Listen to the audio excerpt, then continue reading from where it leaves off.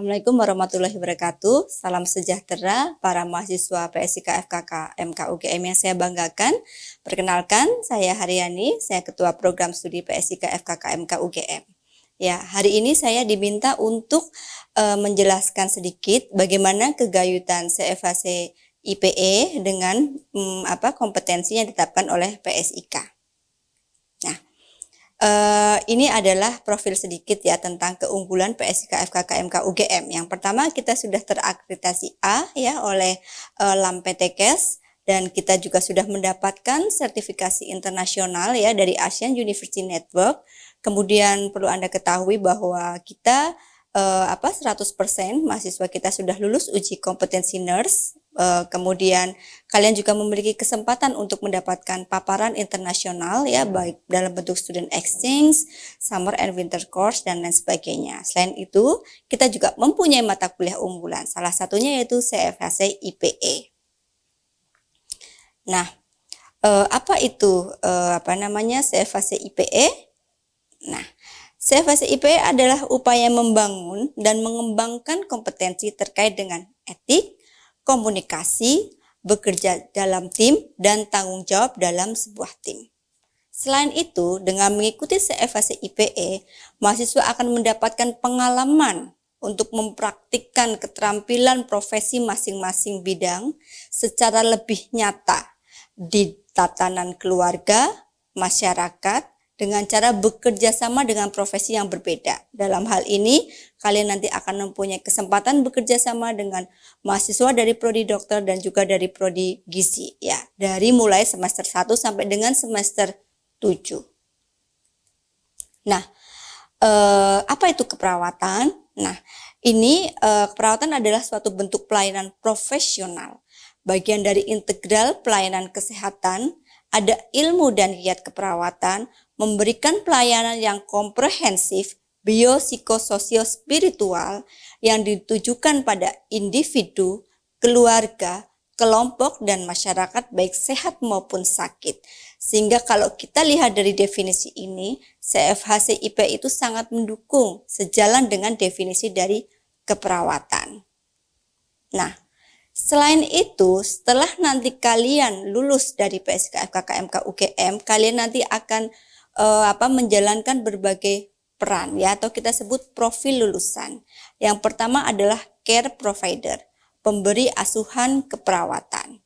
Nah, ketika nanti berperan sebagai pemberi asuhan keperawatan, tentunya tidak mungkin dilakukan sendiri oleh perawat. Dalam memberikan asuhan keperawatan pada pasien, kalian akan bekerja sama dengan tim kesehatan yang lain, dari dokter, dari gizi, dari psikolog dan lain sebagainya. Ya. Kemudian begitu pula ketika nanti Anda berperan sebagai researcher atau peneliti, ya, melakukan penelitian tidak mungkin dilakukan sendiri. Ya, apalagi sekarang selalu dilakukan dengan multidisiplin, sehingga menjadi seorang researcher yang mampu bekerja sama dalam tim itu juga harus dipupuk dari mulai semester 1. Selain itu juga nanti Anda berperan sebagai komunikator, harus melakukan interaksi, transaksi dengan pasien, keluarga, dan juga tim kesehatan lain. Dan ini harus dipupuk dari awal. Kemudian juga berperan sebagai edukator dan health promotor yang memberikan pendidikan dan promosi kesehatan bagi pasien, keluarga, dan masyarakat. Kompetensi ini juga akan Anda bisa capai melalui program CFHC IPE. Dan juga berperan sebagai manager and leader, karena nanti juga Anda akan pada saat menjalankan program CFHC IPE, bekerja dalam kelompok, Anda harus mampu meliding, mengelola, sehingga itu bisa nantinya ketika sudah lulus dapat menjalankan peran sebagai manajer dan leader secara lebih baik. Nah, ini gambar ini menunjukkan satu paradigma, yaitu patient center care. Nah, patient center care ini pun perawat harus bekerja sama dengan tenaga kesehatan yang lain yang memberikan nantinya bersama-sama memberikan pelayanan yang terbaik buat pasien. Kemudian Anda juga kenal istilah caring and curing. Nurse itu adalah caring, physician itu adalah memberikan pelayanan yang sifatnya curing. Ya, jadi curing itu artinya adalah Seorang dokter mendiagnosa suatu penyakit lalu memberikan pengobatan.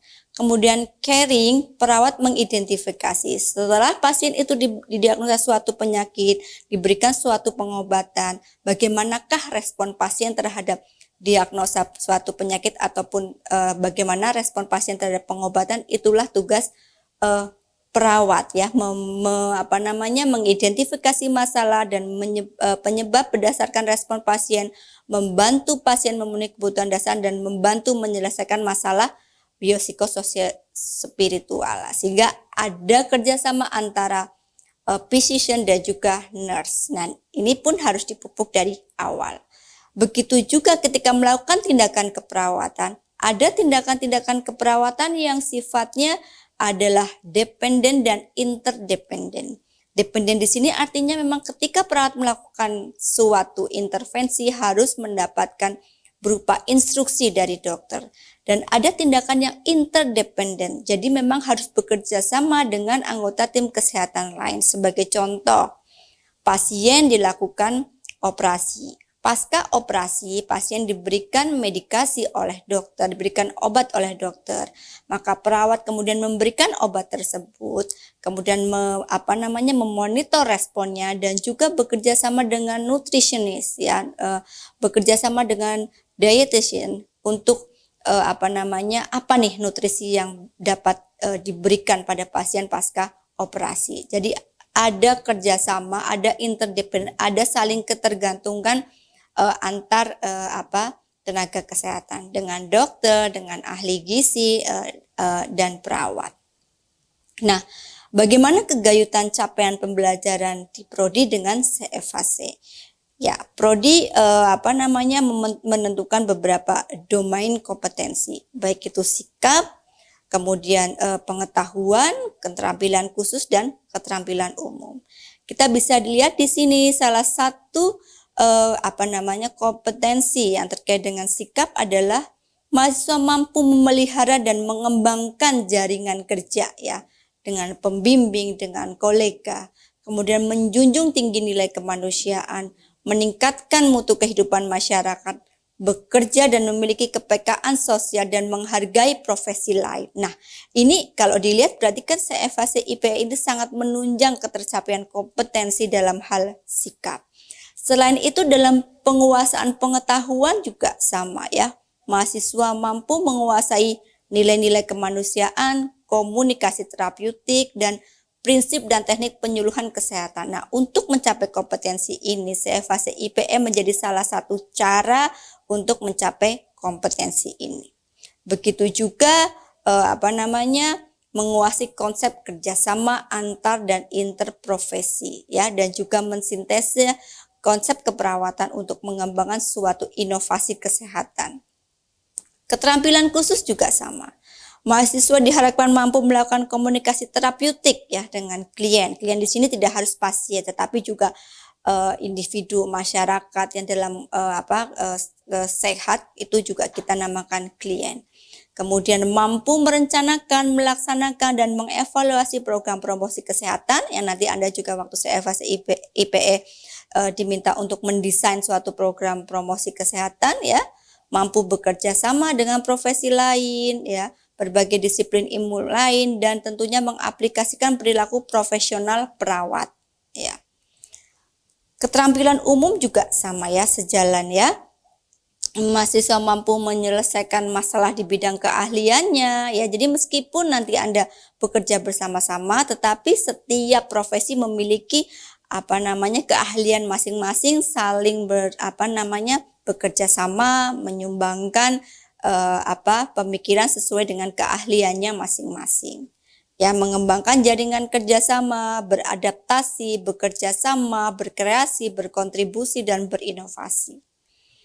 Nah, nanti kalian akan belajar tentang CFHC IPE di PSKF KKMK UGM ini dari mulai semester 1 sampai dengan semester 7.